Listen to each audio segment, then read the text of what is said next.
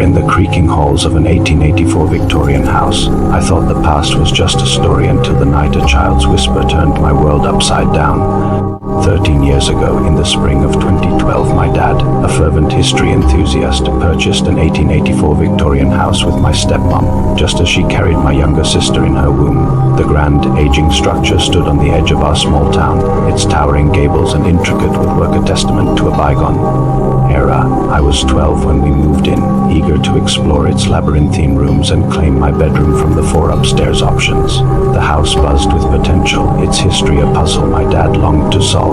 Research revealed it was built by a stern judge and his wife for their family, a detail that fueled his excitement. But one room upstairs stood apart, a cold, dark space that exuded a stagnant eeriness, turning my stomach with its oppressive aura. I refused to enter, insisting its door remain shut, a silent boundary against the unknown. The house settled into our routine, its quirks blending with daily life. My dad, ever the renovator, began restoring its faded glory, while my stepmom prepared for the baby. I chose a cozy room next to the creepy one, its warmer comfort. Yet nights soon grew strange. Every night at AM, I'd wake to find my door ajar just enough for a small child to slip through. Assuming it was my dad's prank, he knew my aversion to that room. I'd close it, muttering under my breath. One morning, the pattern shifted. I awoke at AM to the stairwell light flickering on, followed by slow, deliberate footsteps ascending, thinking my dad, an early riser, was fetching tools. I ignored it, but the steps halted, the light lingered, and over breakfast he asked, "Why'd you leave the stairwell light on?" I retorted, "Why did you?" "I heard you upstairs." He frowned. I didn't go up. Puzzled, I mentioned the creepy room door opening nightly. "I wouldn't waste heat on an empty room," he said, gesturing to the drafty, poorly insulated house mid-renovation, a valid point given the heating bills. Weeks later, the incidents multiplied. One evening, as I played in my room, a cold draft swept through, though the window was sealed. My toy soldiers lined up on the shelf toppled over, one by one, as if pushed. I called out, "Stop it!" and the room stilled, leaving me unsettled. Another night, I woke to a faint tune, a child's lullaby drifting from the creepy room, its notes mournful yet clear. Peering out, I saw the door slightly open, a shadow shifting inside. Heart pounding, I shut it, but the melody lingered in my dreams. My stepmom reported hearing whispers in the kitchen, too soft to decipher, while my dad found old nails scattered across the dining room floor, though no work had been done there. A year later, in 2013, the house's secrets deepened. One late night, exhausted from homework, I fell asleep on the couch downstairs. Stirring awake, I climbed the stairs, yawning. At the top, the creepy room's door gapped open. Annoyed, I moved to close it, but froze. A small, pale hand gripped the frame, followed by a fleeting glimpse of a little girl's white face, her eyes wide and hollow. She vanished instantly, leaving me trembling.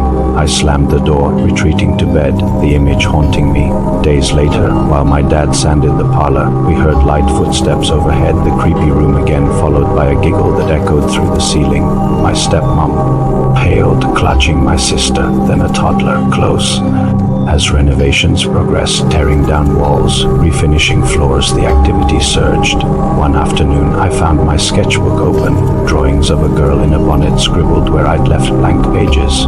Another night, the chandelier in the dining room swayed without wind, its crystals clinking like a child's chime. My dad installed motion sensors, which triggered at AM with no one present. We began hearing footsteps daily, pattering above the dining room, sometimes accompanied by a soft sob. My stepmom claimed to see a girl's reflection in the hallway mirror, vanishing when approached. I avoided the creepy room, its lock now reinforced, but its presence loomed. Years later, in 2016, my dad unearthed the house's tragedy in local archives. The judge and his wife had a daughter who died at 9 in an accident, possibly a fall down the stairs. The details were sparse, but the timeline matched. Was she the spirit stirring our home? The knowledge fueled my unease. One evening, while painting the kitchen, my dad heard a child's voice whisper, "Help me," from the stairwell. We blessed the house, but the incidents persisted. I started journaling the occurrences, my curiosity growing alongside my fear. The climax built over months, peaking on a stormy night in 2017 when I was 17, alone Alone upstairs, I read by lamplight, the house creaking under thunder, the air turned icy, and the creepy room's lock clicked open. Soft footsteps approached, the handle turned, and the door creaked ajar. A translucent girl stood there, her dress tattered, eyes pleading. "Stay with me," she whispered, her voice a chilling echo. The lamp flickered, and shadowy figures flickered behind her, other spirits perhaps. Terrified, I shouted, "You need to rest." The room shook, a gust snuffing the lamp, and she vanished. My dad rushed up, finding me shaken. The lock was intact, yet the door had opened. Weeks later, the house quieted, the footsteps fading, but one final incident lingered. In 2019, while packing to move, I found an old locket in the creepy room's floorboards, a girl's portrait inside, dated 1890. The air grew cold, and a whisper said, "Thank you." Since then, I've avoided that room, its history etched in me, shaping my fascination with the unseen, a legacy of the judge's daughter.